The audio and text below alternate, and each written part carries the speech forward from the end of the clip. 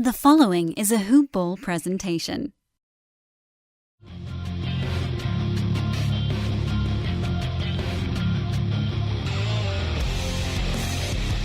Welcome to the Fantasy NBA Today podcast. We're getting into the weeds now, folks. It's Thursday. It's Fantasy NBA Today. Dan Besbris, Neil Rochlani coming at you from the Hoop Ball Studios, the Hoop Ball HQ, which is a mishmash of places across the globe, actually, although we're in the contiguous United States here. I am Dan Besbris. The man that you're about to hear from is Neil. You can follow us on Twitter at Dan Besbris, at Ball with Neil. We are in free agency fantasy week now, but before we dig into things, I only get to talk to Neil on the podcast once a week, so apologies to all of you listening. I don't care about your feelings. I want to know how Neil's doing. What's up, man? Hey, man. Thanks for caring about my feelings. That's so nice. I'm doing well. I heard Adrian complain about the weather in Southern California, but I have to say it's perfect here in Chicago. 80 degrees every day the last few days. It's been fantastic. Enjoying the summer. Glad to be talking hoops anytime. It never gets the summer doldrums for me. So good to be back on. I have to admit, I can handle a few days of heat. You just sort of grin and bear it, or you grit your teeth if you don't feel like smiling. It was, because now it's back into the 80s. I took my kid on like a 2-mile walk this afternoon. That's fine. I don't get a ton of sun. I'm generally indoors. I'm what you might refer to as a bit of an indoor cat. But, outside of the fact that I'm sort of a delicate flower of a human being, the weather's fine right now. It's cooled back off again. It's traditional July weather in SoCal. 3 days of excruciating heat is bearable. It just reminds me of my more complex times, which is basically minor league ball in California's Central Valley, where I happened to look it up just so I could feel better about myself. And it reminded me that the average temperature in Bakersfield, California at this time of year is over 100 degrees. Meaning, if there was a day that was 93, we were celebrating, even though we knew that the following week it was probably going to be 108, just to counterbalance that thing and really make it average out. When you have 45 days in a row of 105 degrees, it really starts to wear on you. 3 in a row, you just complain and then you forget about it. So I'm okay. Don't worry about me. You're an Iron Man. I know what it's like. How many shows you do in a row? Come on. I know you can handle this. Ugh, good Lord. Yeah, heat bugs me. I lived in Michigan for a little bit. I don't know if I've mentioned that on the podcast before. I think I have. I actually did better at handling snowstorms than I did at handling any measure of humidity. It's just not something we Californians are accustomed to. Again, this is a Hoop Ball presentation. Hoop-ball.com is the website, at Hoop Ball Fantasy. If you want to, follow along. They've got Summer League updates coming out by the minute. You got any deal that goes down, all that is available again at Hoop Ball Fantasy on Twitter. And, of course, follow our team coverages at Hoop Ball Lakers, at Hoop Ball Kings. We've got podcasts coming out every week on those channels as well. Neil, we're in the middle now of Fantasy Week, meaning, well, last week we kind of just talked about all the craziness that was going down, the deals being signed, the $150 million contracts going out, LeBron changing coasts. This year, not coasts, you get my drift though. This week, we're talking about what all of that means from an individual standpoint, the fantasy values of players that signed contracts over the last, what's 24 times 7? 168 hours, something like that. So far this week, we've gone through the stuff that happened over the weekend, some of the big names on Tuesday. Yesterday's show, I was sitting here solo, and I got into some of the sleepers. And today, I wanted to pick on a few more guys. And, Neil, I'd also like to touch on any players that you've got on your list. So do you want to get us started on this thing? I figure we can just trade off, and we'll just knock a player around until we figure out where we want to draft him next year. Yes, sure. Let's start with in Los Angeles, and let's do KCP. All right, fair enough. All right, what do you think? Go there, give me a rundown. What do you think on KCP? Where do you sit with this guy?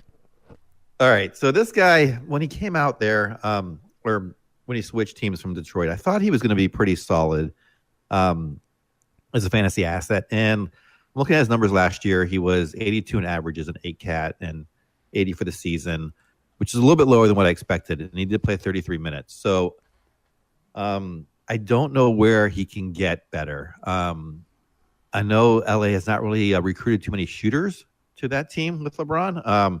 So he's one of the few that can take the three-point shot. I am worried, though, about Josh Hart cutting into his minutes, especially if they're not looking to win this year. They're going to struggle, I think, even to make it out of the first round of the West. So I am a little bit down on him, although his name probably isn't going to garner much attention next year. I think, I know you talked about with Adrian about if you can get a guy in one of your last rounds that ends up in the top 100, that's usually a really great thing for your fantasy team. And I love getting guys like that. And normally I would say he fits that mold with the changes going on in the with their roster now. And then with them trying to develop their youth, I'm a little bit hesitant to take Caldwell Pope. I don't know if he's going to finish in the top 100 this year. I don't think his minutes can go up any from 33.2. If anything, I think they're going to go down. So I am going to stay away from him. Yeah, I like your breakdown there, and it's similar to what I was talking about on yesterday's pod, just in terms of trying to looking at the numbers and trying to figure out where a guy could potentially clear some space. And with KCP, I think you could argue the only area where he could legitimately improve without a massive scenario change, and obviously, the addition of LeBron is a massive scenario change. It's just not a good one, is field goal percent. And so maybe LeBron does help him in that department. He was at 42.7 this last year, which isn't particularly good. By the way, 1.3 turnovers per game, so he was actually a little bit better in 9-cat than 8-cat. He finished top 65 in 9-cat format, but he's not a good foul shooter. He was up around 79% this year, which was one of his better numbers of his career. So the percentages could use a little work. He's a good steals guy. But like you said, Josh Hart has the potential to cut into his minutes. The simple fact is Lakers often had guys on the shelf last year. Brandon Ingram missed a bunch of time. Lonzo Ball missed a bunch of time. There were stretches where KCP was kind of the last man standing for LA, and he played his ass off in those stretches, but they're not going to need him to do that this year. On the flip side, they had a guy named Jordan Clarkson that took a lot of his minutes last season. I don't know if you could say took his minutes necessarily, but was able to bite into them a tiny bit, and he's now gone. So maybe some of that minute stuff evens out a little bit. But to your point, Neil, 33 is a very high minutes total on a team that's attempting to be deep this year. They want to run. They want to rotate bodies in and get out on the fast break for LeBron. I don't know that it can go up. Like you said, 33 is a high number. 34, that's like as high as it's going to get. Some of the best players in the league are sitting at 35. So yeah, 64 and 9-cat feels like kind of an upper limit for him. The question becomes, and you mentioned it, Neil, what kind of attention does his name garner? Where is he going to go? Let's just play this game. Do you think his numbers will be better or worse than this year? It sounds like the answer for you is worse. Yeah, I think they're going to be, I think they could be a little bit worse. I don't see how his minutes go up. Like you said, he might get better looks with LeBron in the lineup and also Rondo out there. Maybe he'll get more open looks and he can shoot better. And perhaps his threes go up at 2.1, though, is pretty high. And his rebounds at 5.2 seem kind of high for a wing player as well, with LeBron there playing alongside of him. So I don't think they'll go up. And so I think his overall player rate is going to go down. I don't see a scenario where it goes up. I see his minutes going down a couple. So then I would say his ranking goes down maybe a round or two. Yeah, it feels like the upper limit for him is kind of where he was this last season. So, you average that out. Yes, there's a possibility he gets back to where he was, but even any small chance of not getting back to that means that your numbers have to reflect him taking a little bit of a dip.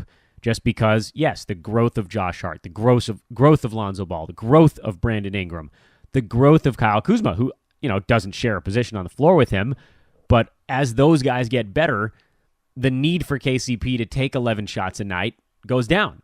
Now, again, there were stretches where he was taking a boatload of shots when everybody was hurt, and who knows, maybe guys will go down again this year. But all of those ifs, those coulds, mean that it would take a perfect scenario for him to get to where he was. I think you probably see him get drafted more in that 80 to 100 range. To me, he feels like a guy that people understand is not going to be quite as good because of the LeBron factor. That's, I think, all they're going to look at. I don't think the boost in efficiency for him is going to counterbalance the drop in the other relevant stats, if indeed he does take a minutes hit. So I think I'd feel comfortable taking him around 100, and I think he probably finishes maybe top 90, top 85, something like that in 9-cat format. Where do you see him finishing in 8-cat? Yeah, I see him finishing around 100 as well. I would probably take him, or maybe even lower than 100, maybe between 1 and 120. I would take him with my last round pick if I was if he was still there, or one of the last round picks. Because at that point, I'm really looking for either a guy who's going to come out of nowhere and do really well, or someone who's sort of this. His ceiling is pretty low, but he could do decently. And if he comes out of the gate and looks like he's a big part of that rotation, then maybe he's going to be okay, and he might be able to get around 100 or even break that. But I suspect he's going to be more around 1 to 110, and usually you can find guys off the waiver wire pretty early in the season that are going to break that out. So typically when I draft, those last few rounds are expendable players in terms of my fantasy team roster. So I would definitely take a chance on him if he's still there, and then see what he does in the first week or two of the season. All right, next guy on the list, someone that we've actually mentioned a couple times on this podcast, but haven't really dug in for the full deep dive, is Joe Harris. And I know for those that listened last week, we did talk a little bit about it. He seems so interesting to me. Brooklyn is doing so many things that I almost feel like the Joe Harris stuff is going to get caught up in the wash. He was a top 150 guy in 9-cat last year. I don't think he was even on the radar in 8-cat. But, by the way, despite playing 78 games, so it wasn't like he didn't have an opportunity. He just was sort of an afterthought at times, but I cannot stop gushing about his shooting ability. He has an ability that is innate for him. Whether guys are working their butts off to try to get better at being able to throw the ball up from far away and actually make it go through the bucket. He shot 49% from the field last year. He shot 83% at the foul line. He made 2 threes per game. There are very few guys in the NBA that can claim a 49% field goal number or better while also making 2 3-pointers or more. I mean, this is that's Klay Thompson type stuff, obviously missing opportunity. But you have to look at a guy like Joe Harris and think, you know what, if Brooklyn suddenly just told this guy to go take 16 shots a game, his line would look strikingly similar to Klay Thompson. And that's the craziest thing that I've said in 2 months on this podcast. But Neil, tell me, am I wrong about that comparison? Well, it is crazy, but it's a great comparison. No, I have to go look at the other statistical categories. I agree with you. So Harris last year in 8-cat was 109 on total. So he did okay. 158 though on averages. Yeah. Which is not really playable, but only on 25 minutes. And if he is a core part of this team this season, he gets around that 30 to 32-minute mark. I think he's going to be certainly better than Caldwell Pope. So I would take him over that. But you are right. His shooting is fantastic, which is why I like him. And it's really hard to get a shooting guard that shoots that well and doesn't hurt your percentages. He actually helps, which is remarkable. The one caveat or the one concern I have is his defensive stats were really poor last year, just 0.4 steals and 0.3 blocks. And I don't know how that changes. Maybe it does change a little. And only 1.6 assists. No, it probably won't change, by the way. Yeah. So I mean, I don't know what is Klay that I thought Klay had better defensive stats. Maybe I'm wrong. But, not by much. A lot of it was really? opportunity. Klay Thompson this year, 0.8 steals, 0.5 blocks. So the blocks, that's a little bit better. But at the same time, he was also playing 6 minutes more per game. than Joe Harris, and maybe with an extra. I think it might have been more than 6 minutes. I think it might be 9 minutes more per game. Let me double check on this. 34 versus 25. So it's a 9-minute gap between the two guys. If you add another 30% of everything to Joe Harris's stats and just left his usage where it was, you're still talking about a guy with low defensive stats. That's just never going to come around. It's going to be more like 0.6 steals and 0.4 blocks. But 11 points becomes 15 points. 2 threes becomes 2.5 threes to 2.7. 4 rebounds, 2 assists, 49% from the field and 83% at the free throw line. Klay Thompson was 49% from the field and 84% at the free throw line. Klay's a better one-on-one defender, obviously. That's not something, we're not talking about their actual value to a team right now.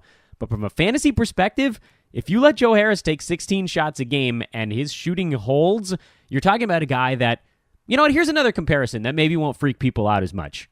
J.J. Redick.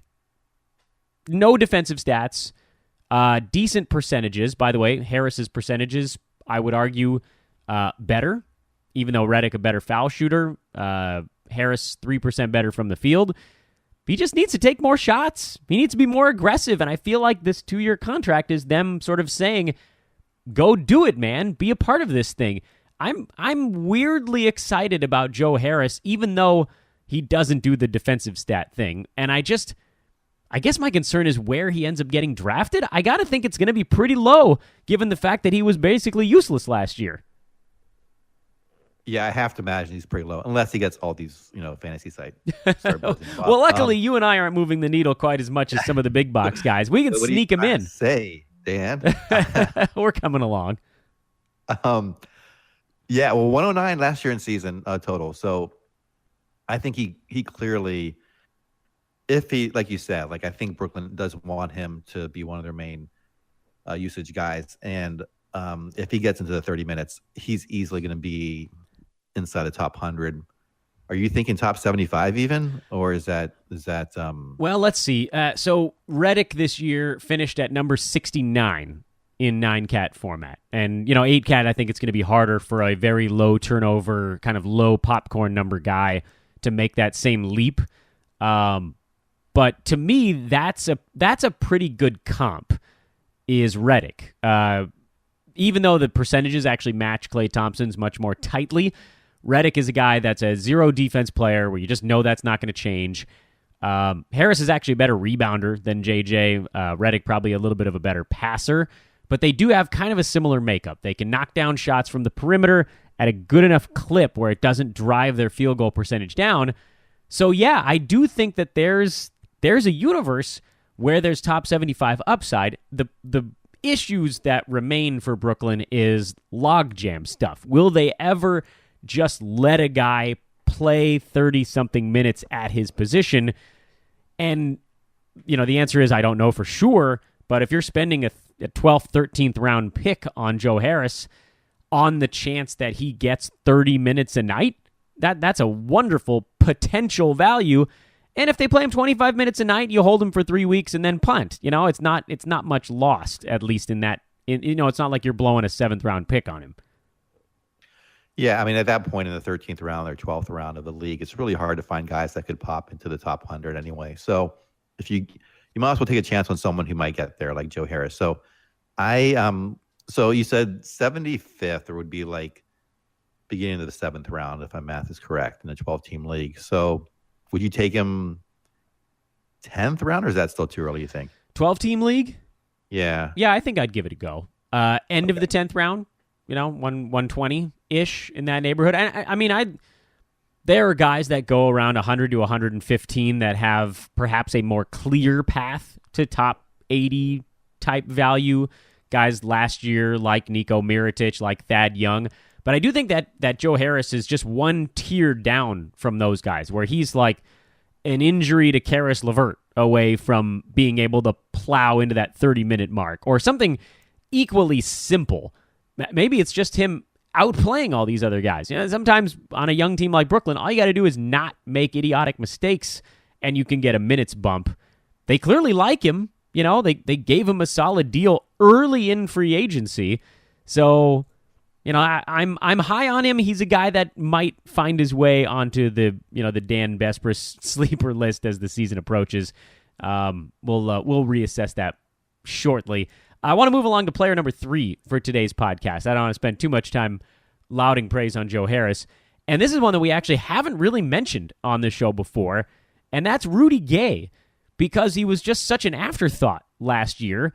But now all of a sudden, Neil, it seems like he was jammed up in LA traffic and the freeway just parted. Kawhi might be gone. Slow-mo is gone. All of these wing guys for the Spurs are just disappearing. Manu's 115 years old, if you even want to bring in shooting guard stuff. I know Rudy Gay's more of like a 3-4 on this team, but they might need somebody to go score a little bit next year. Yeah, they should have I mean, first of all, he came back from that injury and played really well. A lot of people thought he might not come back and be very strong, but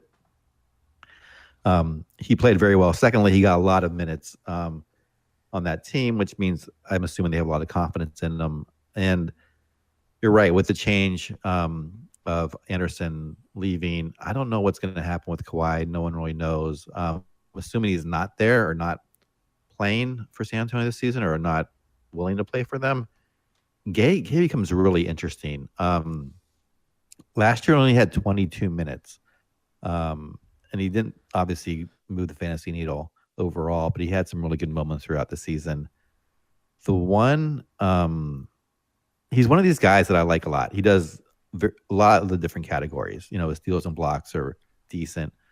The one thing is the assists are pretty weak, but other than that, he's pretty good. The 3-pointer's a little bit down, but if he gets into the high 20s, which is probably his ceiling, I would think, at that team, he could be top 75, and I don't think he'll get drafted anywhere. He might not even get drafted. So he's one of those guys as well. I think in the last 2 or 3 rounds is worth a flyer. I don't think I would take him any earlier than the 11th or 12th round in a 12-team league, but clearly there's opportunity. And he's someone like 3-4 years ago was like a 3rd-round value guy. So it's amazing. If his athleticism hasn't fallen off and that team trusts him, then for sure he can be back into a reasonable fantasy asset. Yeah, it's funny. I feel like, man, short-term memory for people is pitiful, because before, and I know the Achilles thing, often players don't really make a full recovery from it, but look at the last couple of seasons for Rudy Gay before he went down. He was dynamite. I mean, really dynamite. The 30 games he played with Sacramento before blowing out his Achilles, he was at 19 points, 6 boards, 3 assists, 1.5 steals, and a block per game. He was at 2.4, by the way, combined steals and blocks per game on 45.5% shooting from the field, 1.5 3-pointers per. I mean, this was a guy that was cruising into the top 50. I don't know if that's. I mean, that does feel like a little bit of a stretch given the massive injury and the number of miles on Rudy Gay. Go back and think about the fact that he's been playing since 2006, but he is only 31. He's not as old as a lot of these guys that just made $160 million in the last week. So, yeah, I'm with you on this one. He's never been. I mean, if you go back far enough, he did have some seasons where he was pretty high in the turnover department, but we're talking about a guy that for stretches was a top 30 fantasy player. So, yeah, I mean, if he's a guy that's getting picked up at the very end of fantasy drafts, he's a wonderful flyer to take in the hopes that, Neil, you said, maybe he can get into the mid to high 20s in minutes. Let's just conservatively add 20% to everything, all of his categories right now. 11.5 points becomes basically 14. 0.8 steals becomes close to 1. 0.7 blocks is like 0.8 something, 0.9. The rebounds go up to 6. The assists go up closer to 2. I mean, those are legitimate numbers. That's a big deal for a guy. That's easy inside the top 100. That's another really interesting fantasy player.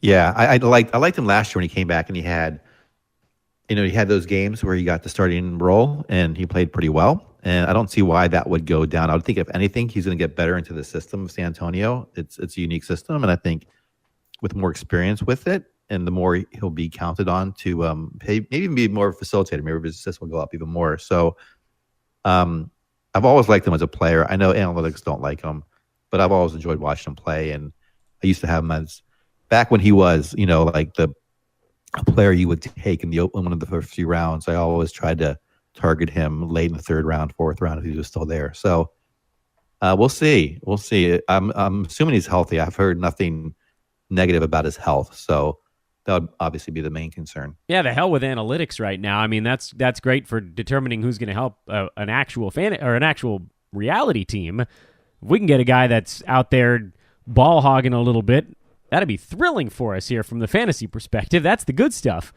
Okay, here's a name that we really haven't mentioned at all either on this podcast, and largely because last year we told you all, avoid red flags galore, but burning sirens as much as we could, and that's Avery Bradley, who we warned everybody. This is a guy that's moving away from a team that had no rebounding, so that's going to take a hit. There's going to be the adjustment period, and then he ended up getting traded again and just wasn't healthy at all this last year. I'm torn on Avery Bradley, Neil, because I love guys coming back off of, terrible fantasy seasons. But I also am not sure that Avery Bradley ever gets even close to where he was before this most recent season. What are your thoughts on him re-signing with the Clippers and them committing a couple of years to him? Yeah, I'm still waving the red flag. I don't think he's going to produce. Last year, like you said, he really was just off the radar. 186 in averages, and for a guy that was producing, I think like fifth round value at his high point back in Boston. So he still played 31 minutes, which I don't think that's going to go up any. I was looking at their roster. I'm assuming they're going to have Beverly back, and Teodosic. I'm not sure what his role is going to be, but I think they may have. I think they may have renounced Teodosic. Oh God, I'm not positive. And then his role won't be very much. I know Austin Rivers is gone, and so Bradley would definitely get more usage out there. But 31 still seems like a pretty solid number for him to hit in terms of minutes, and that's really my key driver in trying to forecast these things. And I don't see where he's going to get any better. I know his shooting was pretty weak last year, just 41%. And so maybe he gets a little bit better. But other than that, I guess he's one of these guys that if he's there in the very last round, I might take, or the second to last round, and there's just no one else that seems like they have a potential to pop, I might take. But other than that, I don't think he's going to be much of a fantasy asset this year. So here's where I sit with Avery Bradley. Like I said, I'm torn. I keep trying to talk myself into both sides of this thing. A couple things working in Bradley's favor. One of them you mentioned. The log jam is a little bit clearer this year. Austin Rivers being gone. I mean, that's a trademark chucker that's out of the lineup for them now. Patrick Beverley is a guy that's actually sort of a low usage point guard when he's on the floor. So that might actually be helpful as part of a starting unit. They do still have Lou Williams, so he's still going to come off the bench and take a ton of shots, but he's sort of point and shooting guard at times, and I don't know that that's really going to put a big dent into Bradley. They like Avery Bradley, clearly. They gave him a nice deal to come back. They like his on-ball defense. That's still good, despite the fact that he had, by all accounts, a clunker of a year. He's been injury-prone throughout his career. He did have a 77-game season with the Celtics in 2014-15, but if you look at his games played over his career, there's a lot of 60s in there, and 50, 64, 50, 60, couple of 70s, 55, 46 the last 2 years. He's dinged up. That's terrifying. But then here we go. One more check mark in the good column for Bradley. DeAndre Jordan is gone.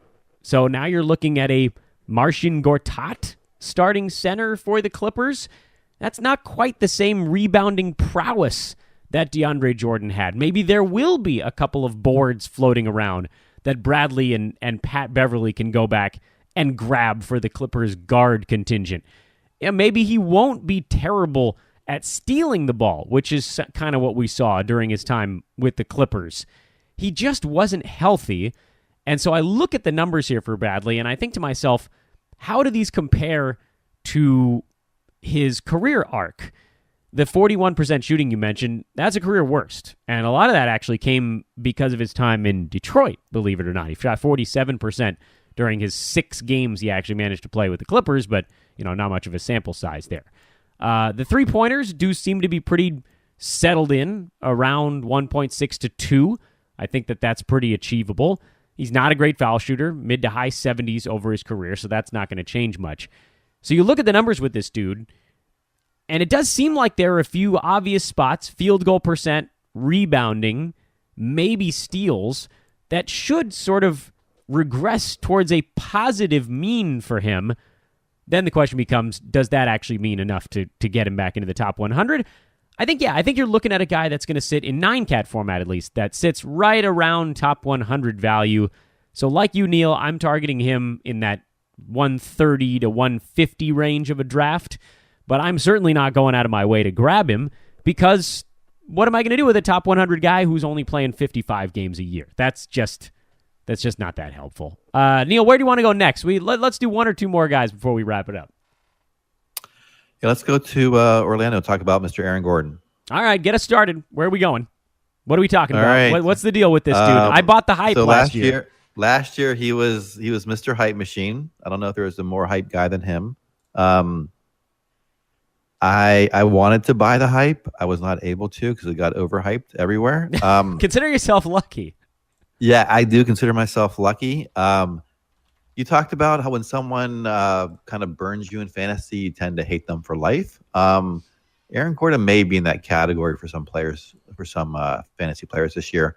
I am excited for him this year. I think he is going to bounce back. They signed him. I think they like him. I know he's got some competition there in the front court with Isaac and now Bamba and who else may end up and Vucevic, of course. But I think his usage is going to be pretty high. And I've always liked guys, like I said, who can do many different categories. I know he gets his percentages are kind of weak, and especially at the free throw percentage.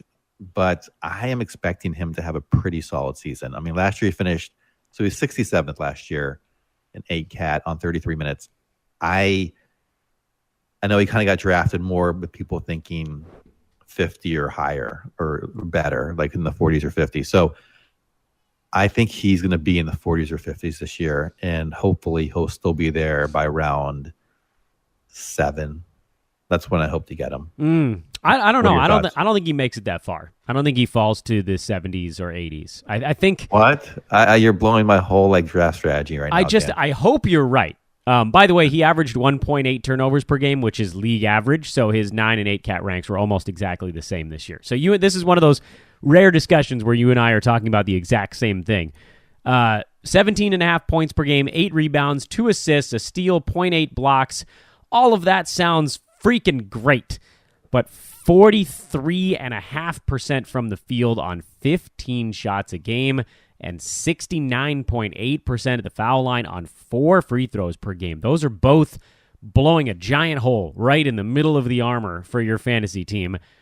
And the third one, the shotgun blast right to the gut, 58 games last year. He hasn't really shown the ability. He's always getting his head knocked around for whatever reason. All that being said, Neil, I'm actually in agreement with you on this one. You guys know how I feel about dudes coming off of clunker years. I love him. He was all hype this last season, and I bought it. I thought he was one of those rare hype guys that was actually going to do it, and it was going to be like, all right, well, glad I bought the hype on this one. As usual, the hype makes a guy overvalued. That's just how it turns out, and now, one piss-poor season later of everybody getting disappointed by a dude who was 2 rounds later than where they drafted him, and he's going to get knocked down. I think you're going to see him drafted in more the 55 to 65 range this next year. I think it's going to be very close to where he finished this season. There's going to be an expectation that he improves a bit on some of those numbers, but I'm with you. I think this coming year is an opportunity to get a steal with Gordon because he does so many things. And it feels to me, and I don't know that he's ever going to be a good foul shooter. I don't get the feeling that that's coming around anytime soon. But 43.5% from the field was a career low. That was worse than his rookie year. That's a number that should come back if his shot selection improves a little bit. We don't need him taking 6 to 7 3-pointers every single night. And if he does, maybe make sure your other shots are right at the rim. Just let's dump the mid-range stuff. So, 43.5% shooting, if that comes back to his career mark of 45%, then his 60-something ranking becomes a 50-something ranking, and we all look like we know what we're talking about again. So, yeah, Neil, I'm with you on that one. Can I give you one more guy to talk about before we wrap today up? Absolutely. So this one's a quick recap. In fact, let's do like a kind of a lightning round on a couple of guys. We're going to knock out 4 or 5 names in the next 4 or 5 minutes. First one is, I'll get us started here, Ersan Ilyasova. He was a guy that I said last week I really liked his prospects after signing with the Bucks. Now that they've added Brook Lopez, I don't like his prospects anymore. He was a dude that I was going to be targeting in that 120 to 140 range, and now he's probably a guy that I'm not going to draft. I think they want Brook Lopez for the floor spacing. I think they want him to protect the rim. Ilyasova is good with defensive positioning, but he's not a rim protector. He's an okay rebounder. Brook Lopez is actually very good at boxing people out. I know he gets destroyed for not going to get the rebounds, but his team do tend to rebound better when he's on the floor because he does a good job of keeping the big dudes away from the basket. So Ilyasova, for me, I've now moved out of my list of guys that I was targeting late in the draft. Neil, what are your thoughts on Ersan? Yeah, I won't be targeting him either. I can't imagine him and Lopez on the court at the same time. And if Lopez is going to be given free reign to play a lot of minutes, or at least respectable amount of minutes, as you've talked about, I think Ilyasova is going to be in the low 20s at best. So I don't think he'll have any fantasy value in standard leagues. Fred VanVleet, are you drafting Freddie? It's really hard for me to draft a backup, someone coming off the bench, unless they can really, either they're like a 6-man who can do a lot of different things and have high usage off the bench, or they're a specialist if they don't get that many minutes. I just don't think he has enough minutes to be fantasy relevant. I think he's a great real basketball player, but fantasy-wise, I'm still going to just watch and see. Yep, I'm with you on that one. There's not enough meat. I love the dude. He's fantastic for that team, but he's the guy that makes them fantastic cover in sports betting, but not as much from an actual fantasy basketball standpoint. Here's a weird one that I don't know if you've considered yet. Gerald Green on the Houston Rockets. He was an afterthought, but then all of a sudden their whole 3-and-D thing disappeared. Are there enough minutes for him now that Bob Mute and Trevor Ariza are gone, or is it still not quite enough responsibility? That is a beautiful guy to bring up. I had totally forgot about him. I don't even know. Now that you brought him up, I would never even consider him before you just mentioned him, and realizing their wings have changed so much. I got to think they do more in the offseason to get more help there. I know they're strapped in on cash, but if he is looking to be like slotted in as like the someone who's starting or even coming off the bench first, yes, he's a 3-point specialist. So I would consider him late in a draft if that looks to be his role. Yeah, we'll keep an eye on their wing situation in Houston. I agree. No, he's last round territory. I'm not even talking about 120 to 140. I'm talking about your last pick. And probably you could pick him up off of waivers. I'm doubting that dude gets drafted. But there is a weird world where he sees 22 or 23 minutes. And this last year, when he played more than 20 minutes, he was knocking down 3 3-pointers a game. So I know it's an easy stat to come by this year, but 3 is still a pretty significant number. 1 or 2 more names here for the lightning round. Do you draft DeAndre Jordan in any format other than like an 11 category head-to-head league? What's an 11 category head-to-head league? Just like a bunch just like a lot of categories where you could very safely punt free throws and it wouldn't hurt you that much. Oh, okay, yeah, I would absolutely draft him in a 9-cat league, and if it was head-to-head, for sure. Last year, I think I talked about this a while ago. I was okay with punting free throws. If as my draft went on, I realized I didn't have a strong free throw team, and there are guys who are really good in other categories, but are terrible at free throws. So if that happens to be the case, I would definitely take him. I don't know what round, but I would look at him for sure. I tend to avoid guys in the Roto League that are that bad in free throws. Yeah, but in a head-to-head, I would look at him. I think he's going to actually have a pretty good season there. He's got great guys you can facilitate to him. So yeah, I can't punt even in 9-cat. I try not to punt too much. If there's a few extra categories I can work with, or maybe partway through the year I change my strategy, but he's not a dude I'm targeting. I think that they'll probably have a pretty similar season in Dallas that he did in LA without, super mega point guard Chris Paul getting him the world's easiest looks. It'll just be fairly easy looks. And here's the last one on my list of sort of weird quick hitter guys to talk about. This is a dude that actually he proved something to me this season that I really didn't expect, and that was Derek Favors, who ended up playing pretty darn well alongside Rudy Gobert, and the Jazz gave him a ton of money to stick around for a couple of years. Would you draft Derek Favors this coming season? Absolutely. It was actually one guy I was going to mention earlier today. But it's not a change in situation, but like you said, they do like him. I like the way he played it with Gobert. Yes, his percentages are killer, and that's a big concern. I'd have to just see how he looks, I guess, in the preseason, and just cross my fingers and hope he gets better at some of those at the free throw line. But I've always liked him as a player. I think he's great as a role player on a team and puts up a lot of great defensive stats. Doesn't get killed on rebounds with Gobert as well. He can do decently and can still block and support and get that weak side help. So I like him. I've always liked him as a player. I would definitely not reach for him, but if he fell to me and he was like the best value, I would take him.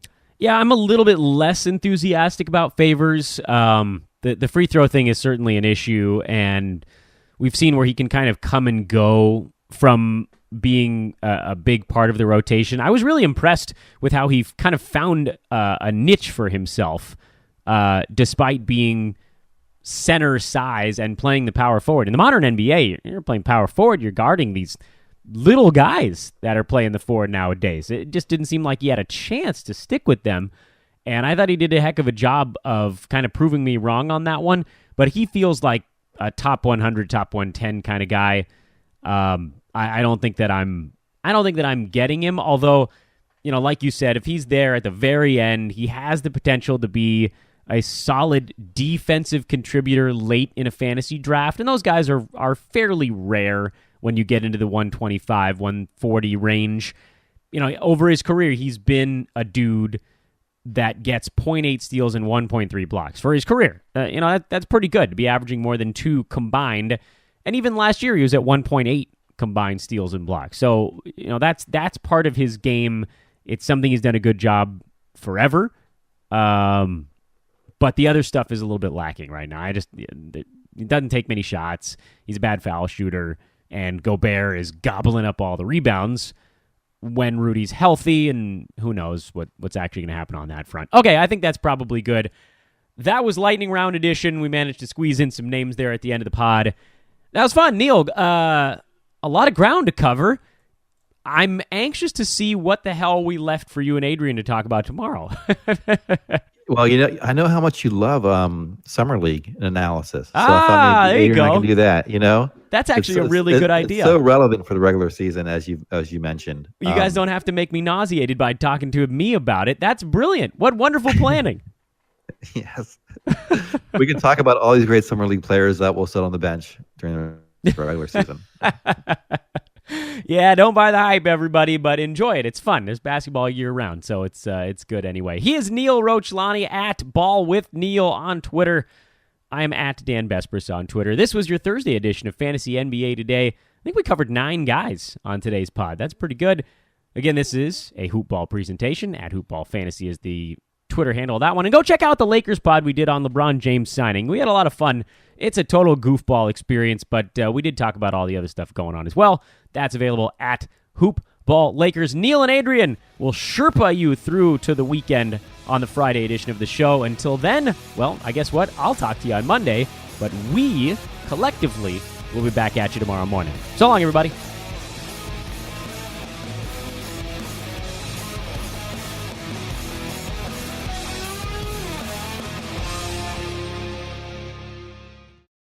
This has been a Hoop Ball presentation.